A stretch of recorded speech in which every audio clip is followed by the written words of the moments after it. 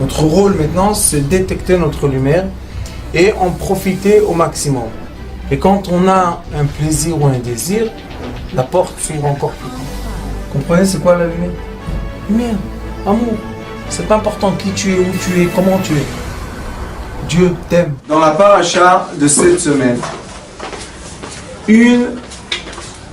à mon avis, un des plus grands secrets de la vie, de la science de l'être. Un des plus grands secrets de la science de l'être. Qu'est-ce qu'il est écrit ici? Qui tikne eved. Si tu t'achètes un esclave. C'est quoi s'acheter un esclave? S'acheter un esclave, ça veut dire posséder, manipuler quelqu'un d'autre. Mais sauf ce que les gens ne savent pas, c'est que quand on tient la corde d'un côté et de l'autre côté il y a quelqu'un d'autre, quand moi je bouge, c'est vrai qu'il bouge, mais quand lui il bouge, moi aussi je bouge. Donc quand je manipule, je me fais manipuler. Ça, c'est un grand secret de la vie. Nous, avec l'étude qu'on a de la chassidoute, de l'amour de son prochain, on coupe tous les liens possibles avec tous ceux qui sont autour de nous. De Kitso, quand on s'achète un esclave, on s'achète un maître. Il est écrit Kanalo Eved, Kanalo Adon. Pourquoi quand je me suis acheté un esclave, je me suis acheté un maître? Parce que l'esclave, à part ce qu'il fait, c'est nous servir et se comporter comme nous on désire, mais de l'autre côté, il a des nécessités cet esclave.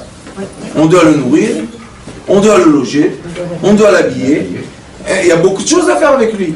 On doit prendre soin de sa santé, c'est pas n'importe quoi un esclave. Et maintenant on va se poser la question. Pourquoi quelqu'un devient un esclave d'après la Torah? D'après la Torah Kedosha, quelqu'un devient esclave quand il n'arrive pas à maîtriser ses propres midot, son propre caractère, et il fait quelque chose qui est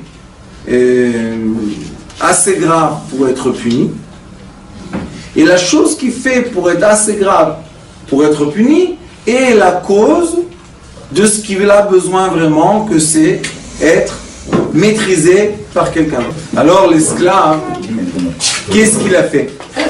C'est un être qui a transgressé une des lois de la communauté,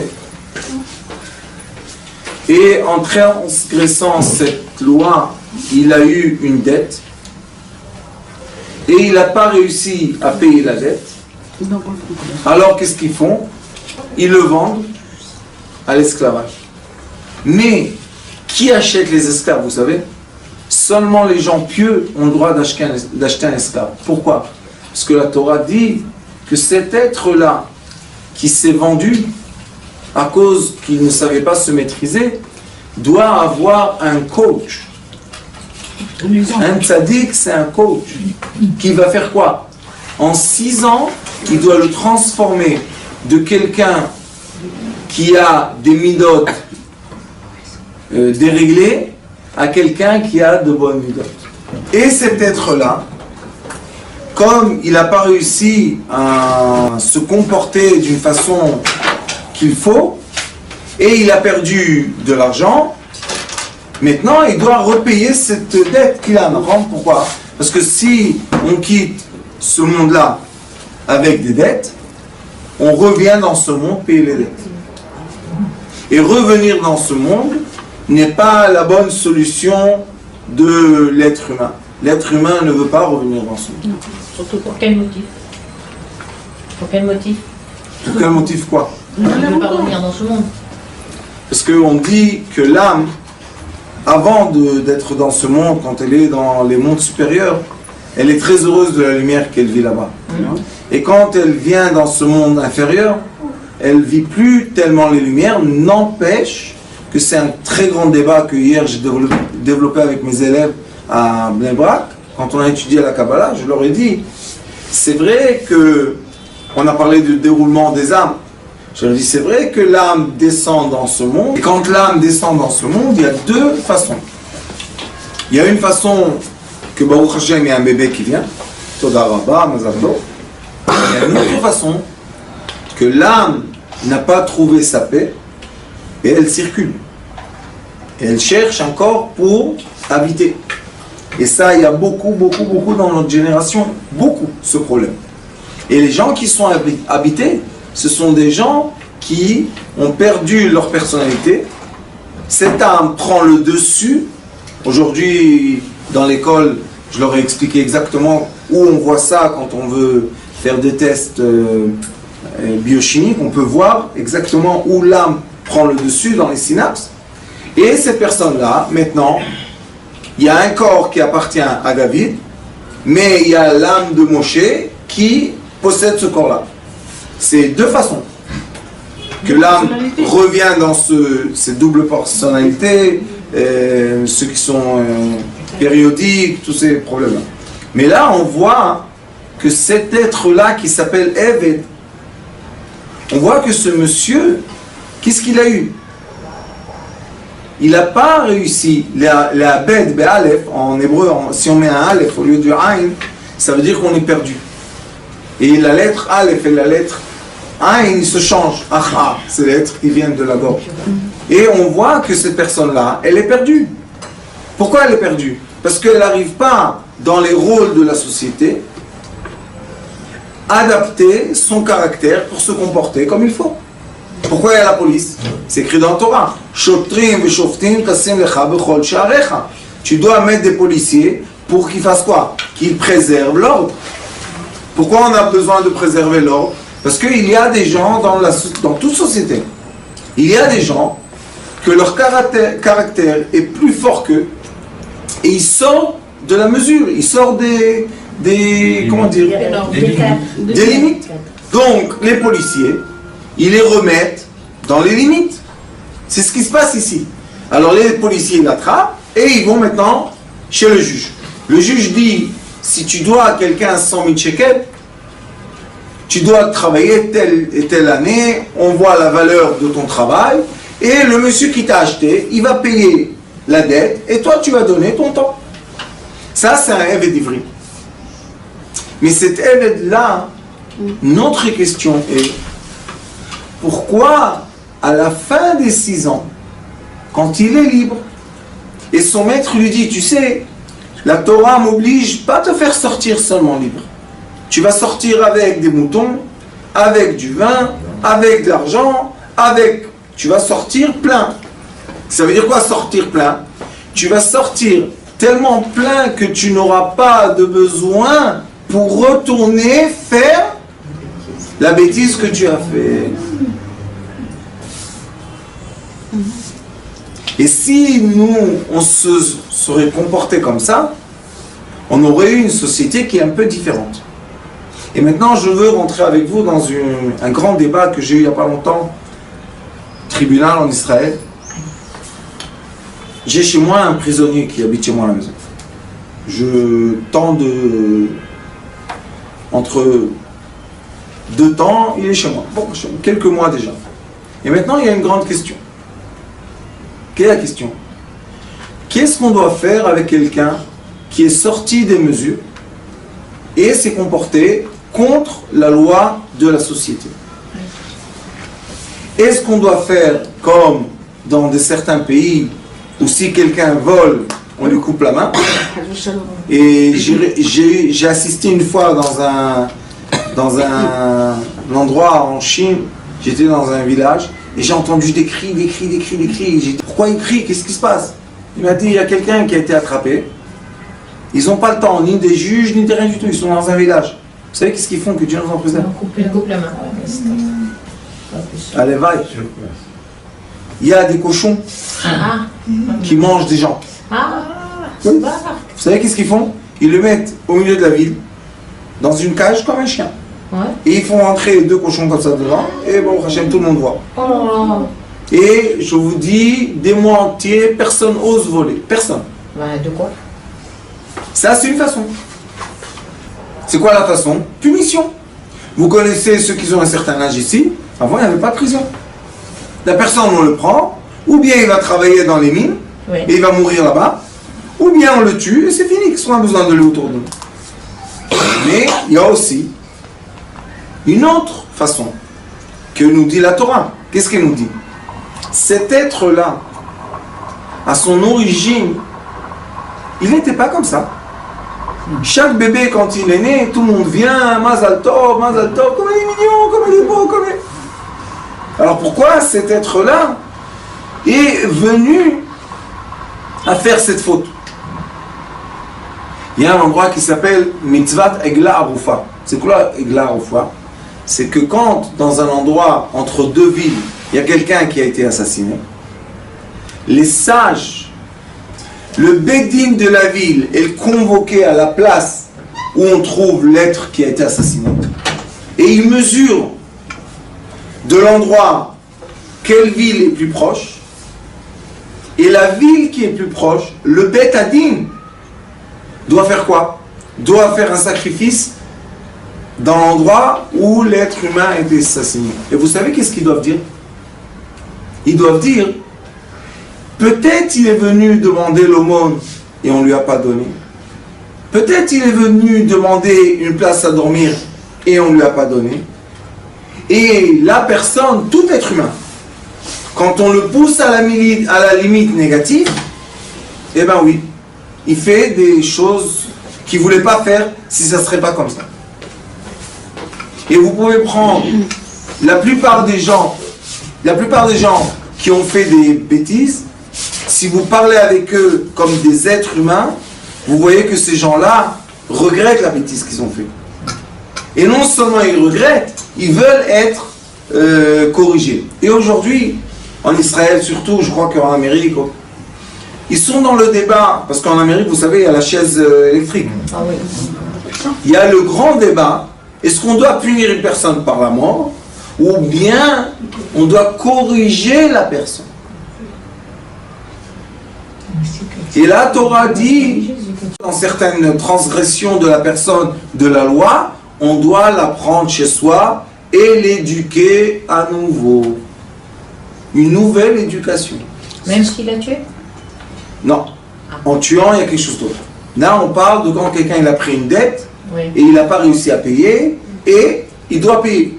Comment il paye? Dans son travail. Mais il n'a pas d'argent. Alors quelqu'un achète ses années de travail, il paye à sa place la dette, et il le prend chez lui.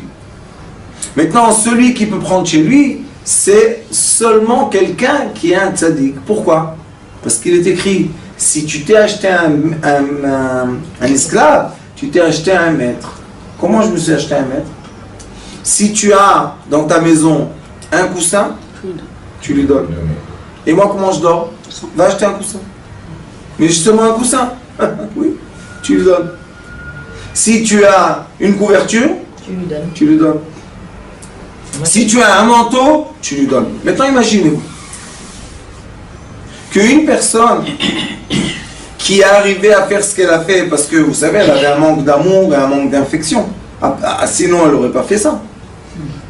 Si ses parents lui auraient dit « Viens manger chez moi quand tu n'as pas à manger », bon, Hachem. Aujourd'hui, ça se répète, hein, cette histoire. Il y a beaucoup de jeunesse dans la rue. Beaucoup, quand je vous dis beaucoup, on parle des milliers de jeunes qui sont dans la rue. Laïque ou religieux, c'est aujourd'hui, il n'y a aucune différence. Pourquoi? L'éducation de ne pas être lié aux parents. L'éducation d'être indépendant. Indépendant de quoi? Qui va te donner l'affection? La rue?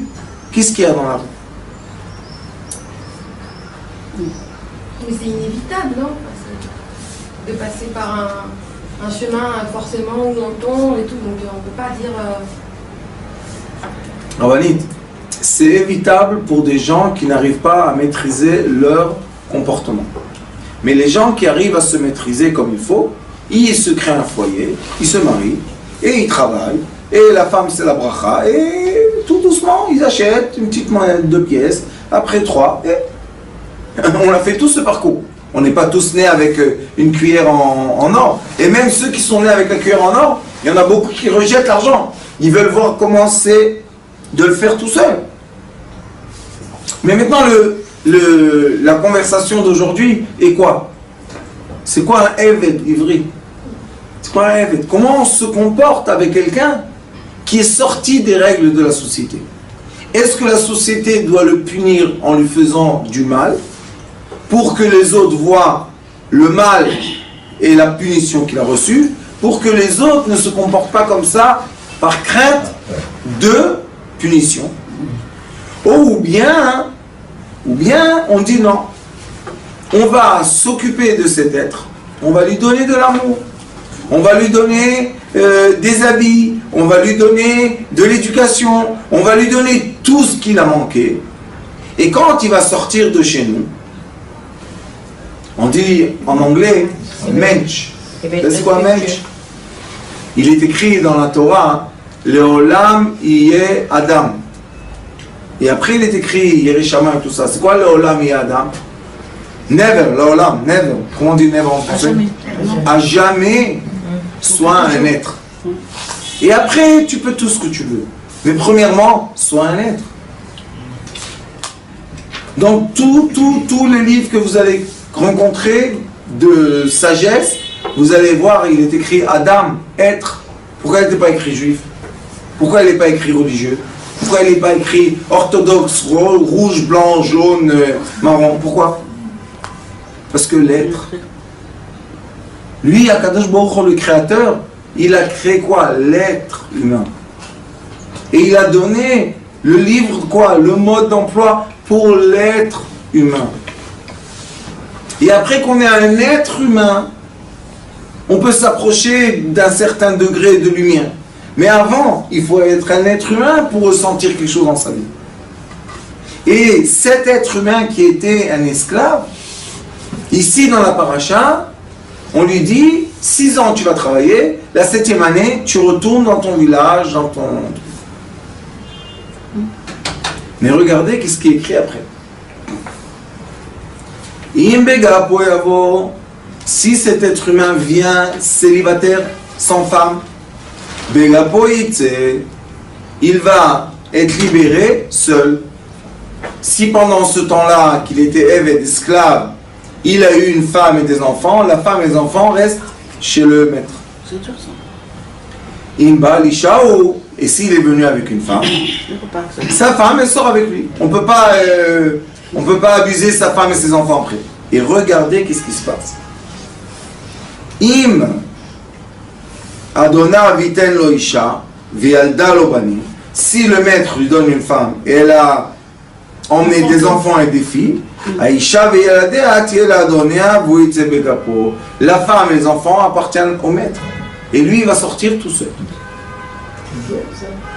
C'est pas très logique. Dur. Maintenant, regardez qu'est-ce qui se passe tout de suite après. Ve'im amor yomar. Et si il va dire, qu'est-ce qu'il va dire? L'esclave ahavti et adoni. J'aime mon maître. Et ishti, et j'aime ma femme. Ve'et yeladai banai, j'aime ces enfants-là. Lo etze chofshi. Je veux pas être libre. Alors la plupart des gens, comme ils se sont pas occupés des gens problématiques, ils ne savent pas pourquoi ces gens-là disent « Je ne veux pas être libre ». Parce que les recherches ou les études prouvent que quand quelqu'un était déjà dans la mauvaise action, il va retourner dans cette société de mauvaise action. Mais quand quelqu'un était dans la mauvaise action, qui l'a emmené à faire des mauvaises choses, il ne veut plus y retourner. Qu'est-ce qu'il dit? Je préfère rester en prison que commettre un nouveau délit hors prison. Et nous, qu'on est libre, on ne peut pas comprendre ça. Pourquoi? Parce que on dit quoi? Il est fou celui-là. Il ne veut pas être libre. Il ne veut pas faire du Bah si. Il a peur de retourner à sa nature. L'être humain est un groupe de personnes qui est divisé par trois. Nous avons, comme il est écrit, Tzibur, Tzadik, Bet, Reish. Tzadik, c'est quoi? Tzadikim, les gens pieux. Reish, c'est quoi? Racha, les gens méchants. Et Bet, c'est les Bénonim, c'est les gens moyens. La plupart des gens sont dans le moyen, dans la moyenne. C'est vrai qu'ils ne préservent pas toutes les lois, parce que vous savez, tous les jours, il y a des lois qui s'écrivent et on ne les connaît pas. Mais, au Hachem, ils font attention à ce qu'ils font, ils vont dans un bon chemin, tout va bien. Il y a des gens qui sont les tzadikim. C'est quoi les tzadikim? Les gens pieux de la communauté. C'est les gens qui sont l'image qu'on veut copier. C'est les bergers d'un troupeau. C'est les chefs d'une société. C'est les chefs d'une famille. Vous voyez, on peut les voir. Et qu'est-ce qu'il y a? Il y a les méchants. On a une bougie. Emmène-moi une bougie. Mais en nous, en chaque être humain, il n'y a pas ces deux côtés. Il y a trois. Oui, c'est trois côtés. Il y a. Ça veut dire parfois comme ça, parfois comme ça. Maintenant, je vais vous montrer par la bougie démonstration de la chassidoute. Vous savez c'est quoi chassidoute? Chesed, c'est l'amour. On a Baal Shem Tov HaKadosh qui nous explique comment une personne doit se comporter dans la communauté. La communauté est divisée par trois. Et quand il y a un esclave, qu'on va dire un homme méchant, qui a été vendu, pourquoi cet homme-là ne veut pas de liberté? Parce que cet homme-là connaît son caractère et il sait que s'il va être libre, il va se comporter d'une façon très très dangereuse. Donc, le travail du maître est quoi? De gâter tellement l'esclave à l'emmener à la reconnaissance de quoi? Du bon comportement social. Et comment on doit le faire, cet être qui l'invite chez lui à la maison? En lui donnant le bien. Pas en lui faisant du mal. Pas en le frappant. Pas en le critiquant. Même pas lui rappeler ce qu'il a fait. On n'a même pas le droit de lui dire n'oublie pas pourquoi tu es là. On n'a pas le droit de le dire. Regardez, nous avons une bougie. Nous avons une bougie dans un verre. Quel est le rôle du verre? Protéger la bougie. Quel est le rôle de la cire? De fondre pour permettre la lumière. Et quel est le rôle de la lumière? Éclairer. Maintenant, on va se poser une question. Ce monde-là est comme un monde obscur et nous avons besoin de la lumière pour voir notre chemin. Alors, comment on descend dans ce monde? On descend en groupe de Neshamot. Vous savez ça? On descend comme des grappes de raisin. Vous savez pas? Tous les gens dans votre vie que vous allez rencontrer et sympathiser, ça va être des gens qu'ils appartiennent à votre âme. Alors, comme elle dit la rabbinite, des fois on va être avec cette âme le tzaddik de cette âme, des fois on va être le beinoni de cette âme, des fois on va être le rachat de cette âme. En faisant du bien pour quelqu'un, on fait du mal à l'autre des fois. Donc d'un côté on va être un tzaddik, de l'autre côté on va être un rachat. Toute notre vie, c'est comme tu as dit. On n'arrête pas de se tourner comme une roue. Tourner, tourner, avancer, avancer. Des fois on est en haut, des fois on est en bas. Des fois on est en haut, des fois on est en bas. Mais le tzaddik qui est en nous, il est écrit Ner Hashem Ishmat Chaim, que la flamme représente l'âme de l'être humain, la cire représente l'esprit de l'être humain, et le bocal représente la vitalité de l'être humain. Ça s'appelle Nefesh Ruach Neshama. D'accord? On comprend très bien que pour avoir de la lumière, de la flamme, nous avons besoin de la cire à côté d'une flamme, à côté d'un bocal. Sinon, les trois, ils vont ne pas être utiles. Ça veut dire que le tzaddik, il doit accepter d'être entouré de quoi? De Rechaïm, en grande parenthèse, Rechaïm, des mauvais. Pourquoi? Pour qu'il le protège de ne pas être éteint à cause d'un souffle qui peut venir tout doucement, tout d'un coup. Et ça veut dire quoi? Quand on regarde maintenant le bocal, avec la flamme, on voit que le bocal qui est fait en verre illumine. Lui-même, il devient lumière. Le tzaddik, de tous ses côtés, c'est de la lumière. Mais le rachat, dans le côté qu'il est vers le tzaddik, il le sert, il aide, il lui donne, c'est de la lumière. De l'autre côté, quand il est gardien des gens qui veulent venir attaquer le tzaddik, c'est de l'obscurité. Seulement les trois ensemble, quand ils vivent, les trois sont utiles pour illuminer. D'accord? La même chose dans notre vie. Cet évêque-là, cette personne qui a été vendue à nous, notre rôle, c'est quoi? Illuminer la matière. Être capable, c'est quoi illuminer? Rentrer dans la tête, dans la conscience de cet homme qui est venu être esclave chez nous, la lumière de son âme, ça s'appelle allumer l'âme de la personne, et maintenant tu peux le faire sortir de chez toi, c'est une grande bracha. Mais il y a des gens qu'on essaye avec le briquet de les allumer, ça ne s'allume pas. Ça ne s'allume pas, ils n'arrivent pas. Ces gens-là préfèrent être le bocal qui entoure la flamme que d'être un bocal pas utile qu'on jette à la poubelle. L'être dangereux ne veut pas être dangereux. Alors qu'est-ce qu'il demande? Je veux me coller au tzaddik. Pourquoi? Parce que je veux illuminer moi-même. Mais j'arrive pas. Je ne suis pas au degré de l'âme, je suis au degré de la vitalité. Est-ce que ça veut dire qu'il n'a pas une place dans une communauté? Non. Ça veut dire qu'on doit créer des communautés, comme notre communauté Sitrei Chaim, que dans cette communauté, nous avons de tout. Si vous rentrez dans Facebook, il y a Sitrei Chaim, Yeshiva Tayar, la yeshiva dans la forêt.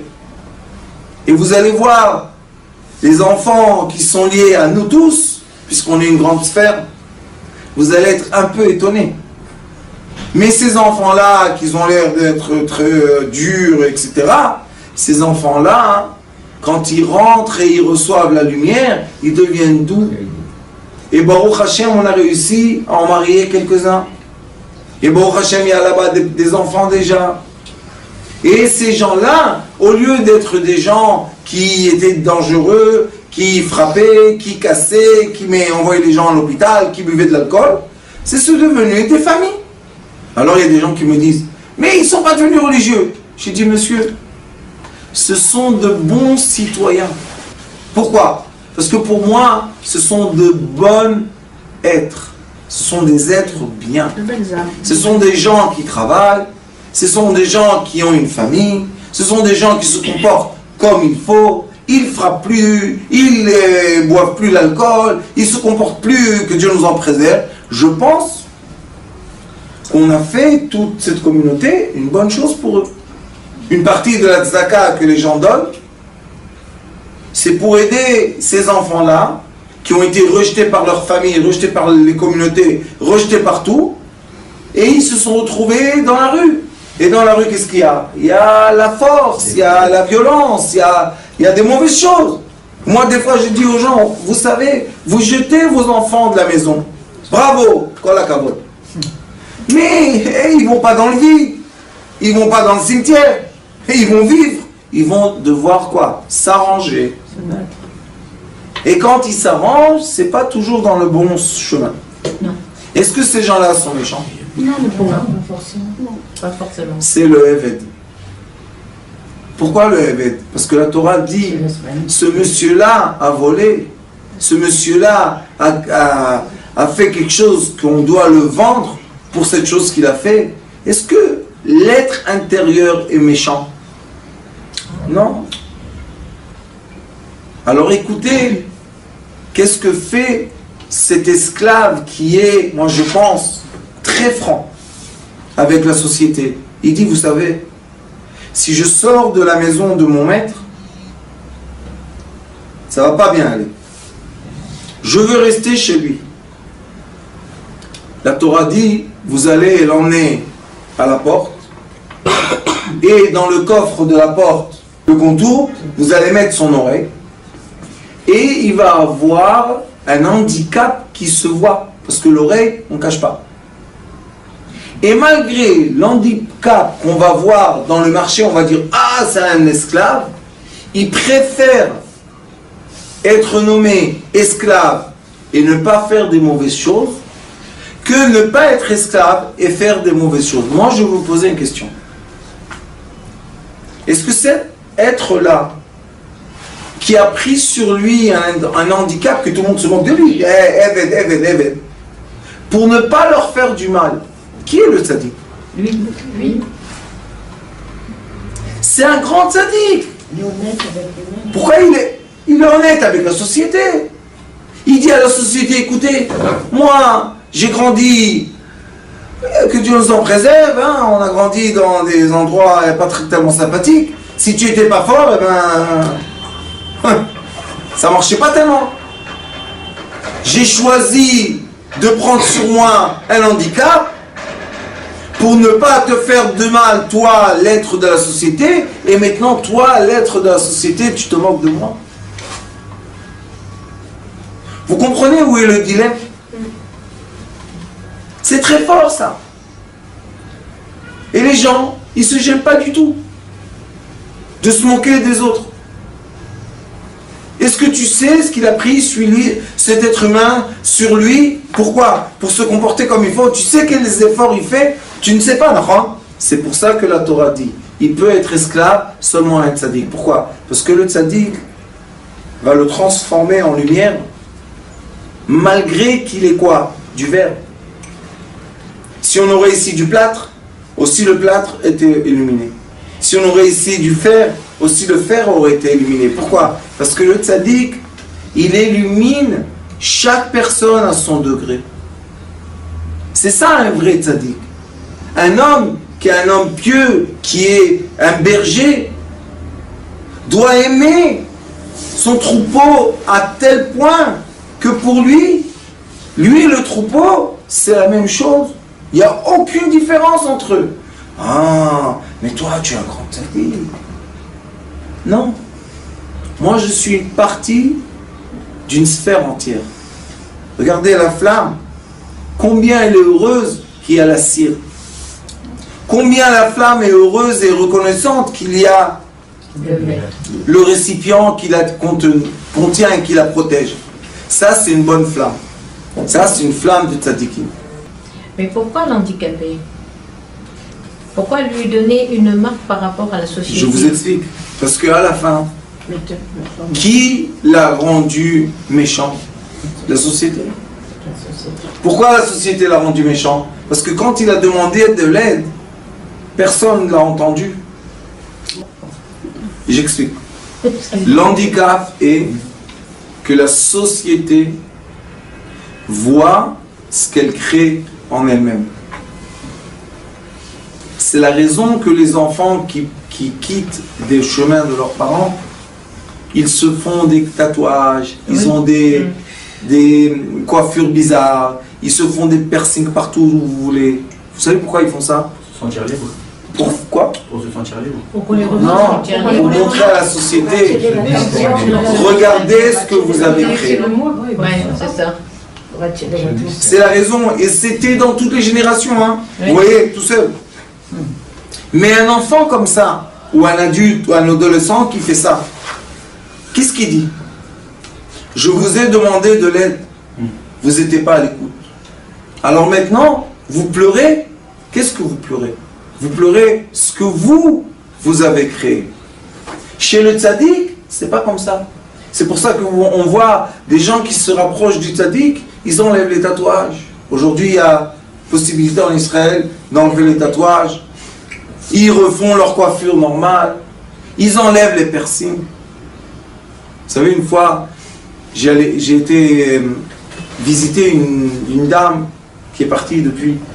Une dame, paix à son âme. Une dame à l'hôpital Lanéado. Et elle était dans une très mauvaise situation. Et vraiment, je vous dis la vérité, je ne savais pas quoi faire. Elle était toute sec, elle ne mangeait pas, elle ne buvait pas, elle était, ça y est. Et quand même, sa famille, elle a pleuré. Je te rappelle, tu es venu avec moi. Et ma mère, elle m'a pris. Elle m'a pris en voiture, on arrive dans le parking. Je vois un jeune homme avec une bouguette d'oreille. J'ai dit, Ya Rabbi, merci. Voilà la solution. Elle me dit, qu'est-ce qu'il y a? Je lui ai dit, avant de avancer, j'arrive. J'étais pas avec la canne avant, j'étais comme ça. Je lui ai dit, dis-moi mon frère, t'as jamais eu la chance de sauver la vie de quelqu'un? Il m'a dit, t'as bu quoi toi? Je lui ai dit la vérité, j'aime bien Absolute, mais ce n'est pas le cas aujourd'hui. Il m'a dit, pourquoi tu parles avec moi? Tu es un rabbin? J'ai dit, oui, je suis rabbin. Il m'a dit, alors pourquoi tu parles avec moi? Le pauvre. J'ai supplié, j'ai pleuré. J'ai dit, fais-moi plaisir, aide-moi. Il m'a dit, mais comment je peux t'aider? Le pauvre, à la fin, il ne savait plus quoi faire. Il a rencontré... Il m'a dit, qu'est-ce que je peux faire? J'ai dit, qu'est-ce que tu es prêt à faire pour sauver la vie d'une dame qui est à l'hôpital? Il m'a dit, quelle est la question? Tout. J'ai dit, ce mot-là qu'il a sorti de sa bouche,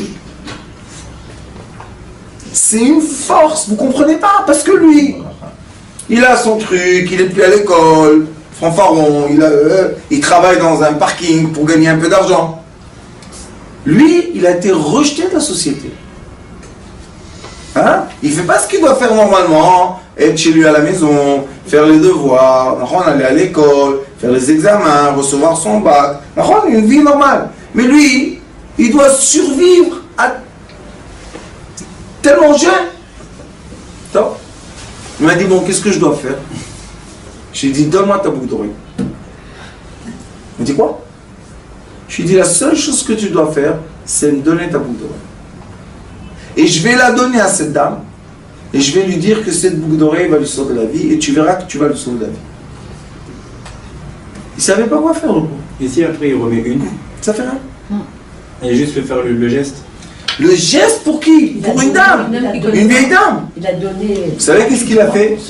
Pour lui, vous savez, enlever la boucle d'oreille, c'est honteux chez les gens dans la rue et tout. Quoi, on t'a... Il a enlevé la boucle d'oreille. Vous savez qu'est-ce qu'il m'a dit? Chitier Bria. J'ai pris la boucle d'oreille. Moi, j'étais sûr que ça allait, c'est fini. J'arrive, je vois la dame. Déjà, elle était réveillée. Ah, monsieur le Rav, vous êtes venu malgré, merci. Je lui dis, non, pas moi, merci. Regarde la boucle d'oreille. Je dis, tout ça vient ça. Je lui dis, je te donne un cadeau, un camé. Vous savez c'est quoi un camé? C'est un objet qui donne de la chance. Elle me dit, pourquoi? Je lui dis, parce qu'il y a un jeune homme là-bas, dans le parking, qui a enlevé cette boucle d'oreille pour que toi, tu sors de l'hôpital. Je te la donne. Elle a pleuré. J'ai dit, maintenant, ces larmes vont entourer cet enfant de beaucoup de lumière et de réussite. La vérité, je n'ai pas vu qu'est-ce qui s'est passé avec lui dans la vie parce que je ne le connais pas. Mais je suis sûr qu'il a pris de bonnes décisions après. Je suis sûr. C'est quoi ça, vous savez?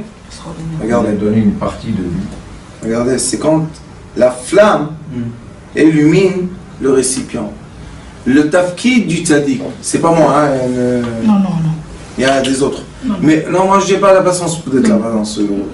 Le tafkid du tzaddik, c'est quoi? C'est d'illuminer les gens qui l'entourent. Il doit regrouper le troupeau et illuminer le troupeau. Vous savez comment on illumine? Seulement en une chose. Aimer. Ahava, c'est echad. Ma c'est echad, c'est quoi un? Echad, un, ça veut dire que nous, si on est la flamme, non, je ne suis pas une flamme. Ça veut dire quoi tu n'es pas une flamme? Voilà, on te voit flamme. C'est pas la flamme. Je suis la cire, je suis le récipient et je suis la flamme. Où on a étudié ça? Mon cher Rabbeinu, avant de partir d'Égypte, il a dit à Pharaon, Betsonenu uvkarenu nilech. Vous savez combien? 3 coups Égypte a reçu à cause de ce débat. Je veux sortir avec la bétail, la petite bétail et la grande bétail. Maintenant, pourquoi tu insistes avec la bétail? Sors, ça y est. Le Zohar HaKadosh nous dit, vous savez c'est quoi la bétail? Be'irim. C'est quoi les Be'irim? C'est les gens ignorants. Be'irim. C'est les gens ignorants. L'ignorance, c'est quoi? Ishba'ar lo yada orsi lo yavin et zot. Mais en araméen, be'irin, c'est quoi? C'est de la bétail. Les gens ignorants, c'est de la bétail. Et mon cher Rabbeinu, quand il dit la paracha Nitzavim, Va'atem Nitzavim kulchem hayom, rashechem, tapechem, vechule, on n'entend pas, où est le mot be'irin? Où ils sont les Tsonenu, Pkaren, où ils sont partis? La réponse est que mon cher Rabbeinu, c'était un berger tellement bien, tellement qu'il aimait tout le peuple d'Israël, qu'il a transformé tout le monde en quoi? En être.